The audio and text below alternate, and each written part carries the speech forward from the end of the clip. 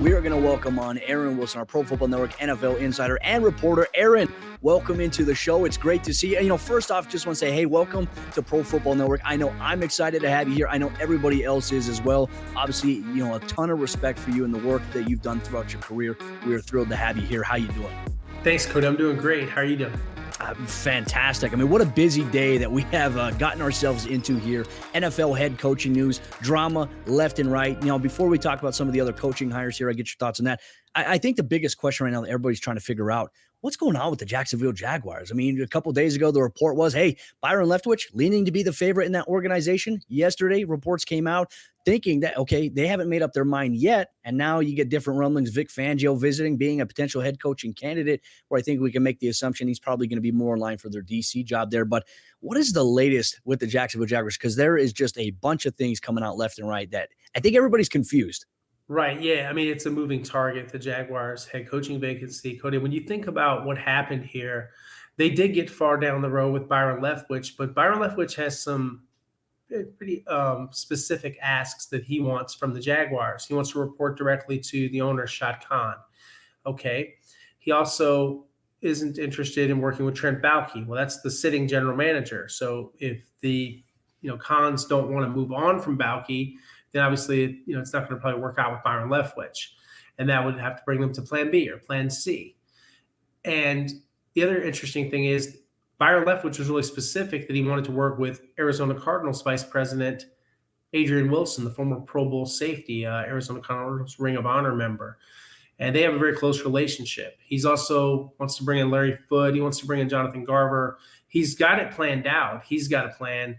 Do the Jaguars align with his plan is the question. And, he's got an interview now with the New Orleans Saints. I don't think he's, anywhere close to a favorite to get that job. I think Dennis Allen ultimately becomes the next coach of the Saints and replaces Sean Payton. But, yeah, it's a lot of moving targets. And when you think about Vic Fangio, that would be pretty uninspiring, for the Jaguars to hire a guy that just got fired by the Broncos and had a losing record last year. So, they don't seem to want Doug Peterson. And, they've talked about doing a second interview with Nathaniel Hackett. They haven't set that up. One of the old reliables that didn't get the Bears job, Jim Caldwell. And Jim did impress the Jaguars. But, yeah, I think it's a very interesting situation to see how they'll proceed. And everybody's watching. And probably what they need to do is sort of take a pause and get a plan. And they got to make a hard decision. Are we keeping Baalke and hiring a different coach? Or are we going to be all in with Byron Leftwich and Adrian Wilson and go that direction? And I think for the Jaguars, ultimately, the decision maker is Shad Khan, a lot of influence from Tony Khan, his son. But, yeah, they've got to come to a decision. And sometimes in life you have to make tough decisions. I think that's where Shad Khan is. But, he didn't get to be a billionaire by making a lot of bad decisions. He just hasn't made a lot of good football decisions. This is one of those ones where I tend to think that just by, if he feels pushed around, you would think, just human nature. If he thinks Jimmy Sexton, who represents Byron Leftwich and Adrian Wilson, is kind of flexing on him, maybe that could be off-putting. I don't know. I haven't talked to Shad Khan, so I'm not sure how he feels. Yeah, we see a lot of power plays here by agents and obviously some leverage moves here. I think a lot of the conversation too, when you look at it, I think there's the appeal there. Him maybe taking an interview with the New Orleans Saints, it could accelerate the process and force Shad Khan's hand to say, all right, you know what? This is the guy we truly want. In order for us to get him, we're going to have to make the sacrifice. Trent Baalke, it's time to go. We're going to bring in Adrian Wilson, which, I think would be appealing because I think that there needs to be a culture shift inside the Jacksonville Jaguars organization. And that maybe doesn't come down with Trent Baalke, maybe from the perception wise from, ourselves in the media and even from player standpoints there, but maybe having a guy like Adrian Wilson, obviously, who can connect really well with players, Byron Leftwich, who has said to have had a great working relationship with Tom Brady. But more importantly, Leftwich might be the best candidate for the job, considering what he's able to do and maybe bridging the gap to support a guy like Trevor Lawrence, who was their investment as a first overall pick.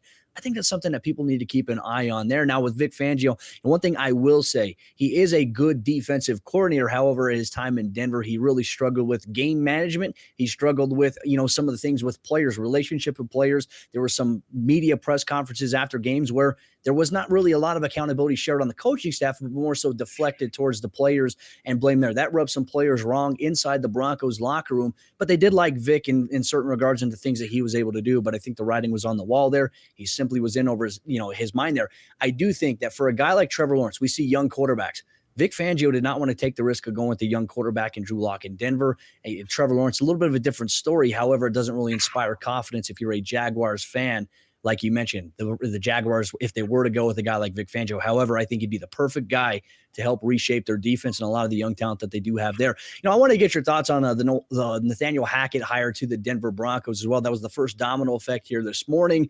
Obviously, it forced moving parts here by the Chicago Bears organization and for Dan Quinn, who was a finalist for the job in Denver. Right. Yeah, Nathaniel Hackett is someone that the Broncos are really impressed with. They liked his relationships in Green Bay, his ability to recruit other assistant coaches and hire a good staff. They wanted an offensive coach. They'd love if he could bring Aaron Rodgers with them, of course, but it'll be unfair to tie his employment to, his ability to deliver Aaron, which obviously, Aaron's got to make a decision. What is he doing? Does he want to stay with the Packers? Does he want to retire? Are the Broncos even the team that he wants the most? You would think that, they are of high interest. But yeah, I think when you look at everything, Cody, you've got to think about for Nathaniel Hackett and the whole situation with Denver, it's an attractive job. I know they are changing owners. It's obviously going to be a very wealthy owner. Whoever buys them, it's going to be a bidding process, and it'll be a good situation. George Payton is someone that people want to work with.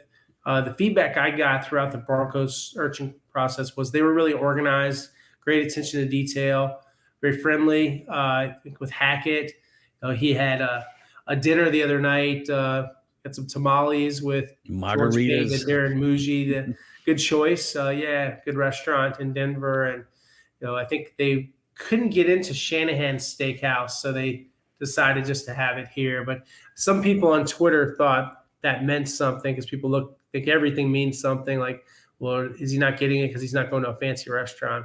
Actually meant nothing. But yeah, it is very interesting to see. And, I think with Nathaniel Hackett, high energy guy, I think he'll connect well with players, good emotional intelligence, everyone says, and got some offense acumen. I know that Matt LaFleur calls the offense, but he does help build those game plans. And he's been an offense coordinator with lots of places, so he's very experienced, and he's going to put together a good staff. I think he'll do fine. I think it's a good hire. And obviously, we'll take a look at the Chicago Bears job real quick. Matt Eberflus coming over from the Indianapolis Colts as their defensive coordinator, now the head coach of the Chicago Bears after they just put Ryan Poles in place as their GM here. I think the perception right now, the reaction is split amongst the fan base because they look at what he's been able to do as a defensive coordinator in Indy, obviously a very good unit there. But then the question is, what does this mean for Justin Fields? The idea was maybe bringing a guy that can make an offense and tailor something around Fields. Does this change things for Justin Fields, or is that going to be more so on Eberflus to bring in somebody as the offensive coordinator that could do that? I've heard a couple of names. I think David Yost is someone that could be on their staff. I think he'll do everything he can to find someone that can help Fields.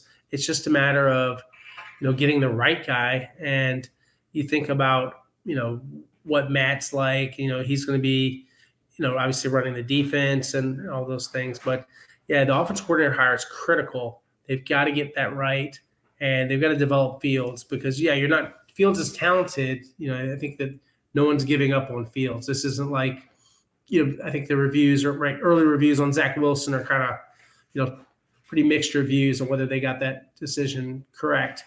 And with Fields, the perception at least is, hey, he's very talented. There's upside here.